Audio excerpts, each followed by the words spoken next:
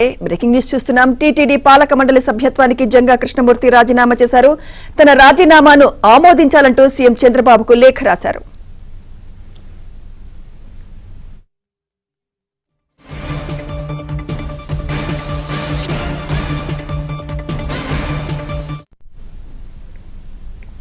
TTD పాలక మండలి సభ్యత్వానికి జంగా కృష్ణమూర్తి రాజీనామా చేశారు.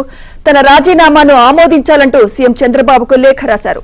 ఇదే అంశంపై మరింత సమాచారం మా ప్రతినిధి జితేందర్ అందిస్తారు. జితేందర్, జంగా కృష్ణమూర్తి రాజీనామాకి అసలు మెయిన్ రీజన్ ఏంటి?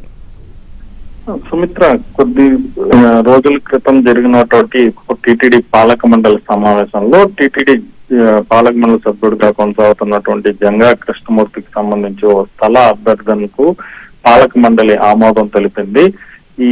ఈ స్థలం ఏదైతే ఉందో అది 2014లోనే కేటాయించినప్పటికీ అప్పట్లో జంగా కృష్ణమూర్తి ఆ స్థల కేటాయింపు డబ్బులు చెల్లించకపోవడంతో అప్పుడు బోర్డు కూడా దాన్ని తిరస్కరించింది. ఆ తర్వాత జరిగిన కొద్ది సంవత్సరాల తర్వాత కూడా తిరిగి జంగా కృష్ణమూర్తి ఆ స్థల కేటాయింపు కోసం అభ్యర్థన పెట్టుకోవడంతో అప్పటి పాలక మండలి ₹1 చెల్లించాలని చెప్పినప్పటికీ తిరిగి జంగా కృష్ణమూర్తి నిధులు చెల్లించడంలో విఫలం చెందడంతో మరోసారి కూడా పాలక మండలి దాన్ని తిరస్కరించింది. ఆ తర్వాత వైసీపీ హయాంలో ఉన్నటువంటి పాలక మండలి కూడా జంగా అభ్యర్థనను తిరస్కరించాయి.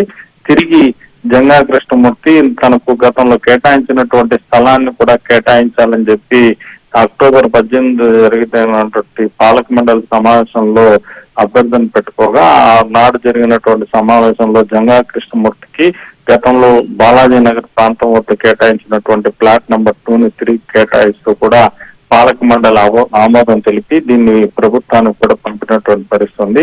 ఈ విషయాన్ని 2 రోజుల క్రితం ఆంధ్రజ్యోతి వెలుగులోకి తేవడంతో ఇది రాష్ట్ర వ్యాప్తంగా కూడా సంచలనంగా మారింది. దీనిపై నిన్న జరిగినటువంటి కేబినెట్ సమావేశంలో కూడా చర్చకు రావడం, ఈ కేటాయింపు అసంబద్ధంగా ఉండడంతో దీన్ని రద్దు చేయాలని చెప్పి కూడా సీఎం చంద్రబాబు అధికారులను కూడా ఆదేశించడంతో మనస్తాపానికి గురైనటువంటి జంగా కృష్ణమూర్తి ఈ రోజు సీఎం కు కూడా లేఖ రాసినట్టుగా తెలుస్తోంది. ఈయనలో తన బోర్డు సభ్యత్వానికి రాజీనామా చేస్తూ దీన్ని ఆమోదించాలని చెప్పి కూడా జంగా కృష్ణమూర్తి సీఎం చంద్రబాబుకి లేఖను కూడా రాసినట్టు